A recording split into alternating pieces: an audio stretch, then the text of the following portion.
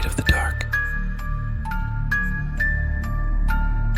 Welcome to the world of dark mysteries and unexplained events. Here, each story is a plunge into the thrilling maze of the past, where truth intertwines with myths and reality merges with fantasy. Get ready for an exhilarating journey where every turn unveils new secrets and dangers, and every whisper awakens the hidden horrors of the past.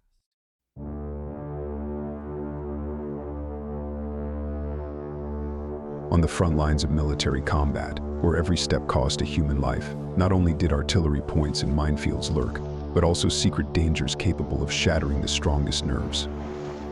Captain Valery Kovalchuk of the NKVD and his faithful comrade Sergentovich found themselves drawn into the midst of events that could not be explained by ordinary means. Barely recovering from the recent events and returning to their camp, they were already awaited by a new case. No less mysterious, no less ominous and terrifying. Having received a folder with case materials, Kovalchuk and Sergentovich set out to study it. From the testimony of witnesses, it was revealed that several soldiers, entering an abandoned bunker located a few kilometers from the camp, had disappeared.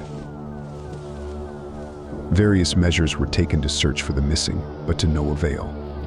However, despite all efforts, the case remained a mystery. They couldn't understand what forces could be involved in this.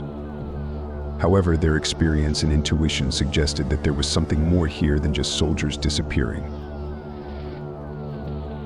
On the same evening, when they gathered all their documents and sat down again at the table in their temporary office, a volunteer named Ilya appeared. He served as a sergeant and had a somewhat strange behavior. He was always alone, avoided society, and his gaze was impenetrable, as if he wore an impermeable mask. Kovalchuk and Sergentovich didn't pay immediate attention to Ilya, but as the investigation progressed, they began to notice that his presence was everywhere where disappearances occurred, namely in the area of the bunker. They decided to act. One night, under the cover of the nocturnal mist, they followed Ilya. They saw how he mysteriously disappeared into one of the abandoned buildings, which had previously been used as a warehouse. Deciding that this could be the key to solving the mystery, they decided to penetrate inside. Entering the building, Kovalchuk and Sergentovich examined every corner. But when they approached the basement, they heard something unusual. Under the cover of darkness, they silently descended and discovered a door leading to a bunker. Stepping inside, they found themselves in a huge room filled with various items. Carefully inspecting the dimly lit room, at one moment, in the far corner, they saw him a huge, obese man sitting in the darkness. He was pale and silent, but their gazes met for a moment, and Kovalchuk understood this was exactly the one they were looking for. It turned out that this man was mentally ill, who before and during the war kidnapped and killed anyone who entered this bunker. His size and strength made him invincible, and his mental state allowed him to hide from everyone. Kovalchuk immediately stated that he was suspected of killing soldiers. In response, there was silence, and without waiting for denial or justification from the strange fat man, the captain said that they would have to arrest him now. In the same moment, despite his physique, the man suddenly jumped up and quickly approached the soldiers. With a single wave of his hand, he threw Kovalchuk to the other corner of the room. Sergentovich managed to drop the lantern and pull out his pistol, but after a moment, the man easily knocked it out of the soldier's hands and grabbed him by the neck, lifting him high above the ground.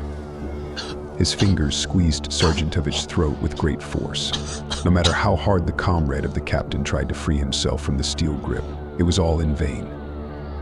Sergentovich's face began to turn blue, and there was almost no oxygen left in his throat, and it seemed that everything was over. But suddenly behind the frenzied psychopath came the sound of a gunshot. And then another one, and another one. The fingers loosened their grip, and Sergentovich collapsed to the floor. The man, not in a hurry, turned around and saw Kovalchuk standing before him, pointing his gun directly at him. The bullets hit the giant's back, and perhaps Kovalchuk thought that would be enough. But before he could relax, the captain saw the psycho swiftly moving towards him. At that moment, without hesitation, Kovalchuk fired the remaining rounds directly into the head of the murderer. With a crash, he fell on his back and took his last breath. It was over for him. By that time, Sergeant Tivich had already come to his senses. He thanked the captain for saving him. They were on the brink of death because it was a truly dangerous, mentally ill person who had ruined many lives as soldiers and ordinary people in his den. The story of this bunker and its mentally ill inhabitant turned out to be one of the darkest and most mysterious during the war.